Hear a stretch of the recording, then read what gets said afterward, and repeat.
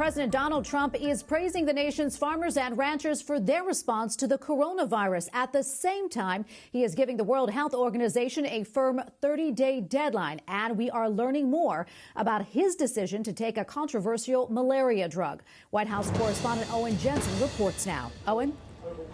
Tracy, a very busy day here at the White House. At the top of the list, essential workers feeding the nation during the pandemic and a $19 billion announcement. The food chains are now back to almost working perfectly again. President Donald Trump meets with farmers and ranchers to promote a new coronavirus assistance program. He says it'll include $19 billion to help them provide food directly to needy families.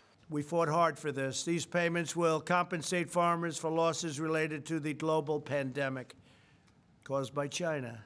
The president also takes aim at the World Health Organization. They have to clean up their act. They have to do a better job.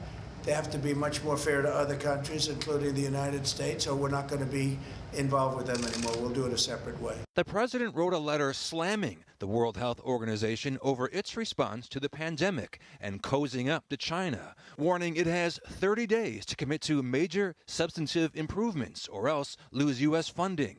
White House Press Secretary Kayleigh McEnany addressed the issue in front of the White House. Issues like that, where there's a very clear China bias at play, should be looked at very carefully and is being looked at very carefully as we make our decision. Meanwhile, the White House doctor defends President Trump's decision to take hydroxychloroquine, a malaria drug with potentially deadly side effects. Well, the president said himself he's taking it. That's a given fact. He said it. The purpose of this letter was to show that Dr. Connolly agreed with the analysis that the benefits outweighed the risks. Also today, Vice President Mike Pence praised news about the development of what he calls a promising new vaccine.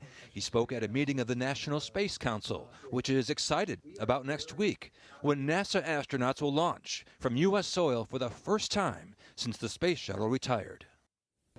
Now back to that drug. The president has received some criticism for using it. He says that it offers him an additional level of safety, that frontline workers use it, and he calls it an individual decision. Tracy? Okay, thank you, Owen. White House correspondent Owen Jensen reporting for us tonight. Thank you again, Owen.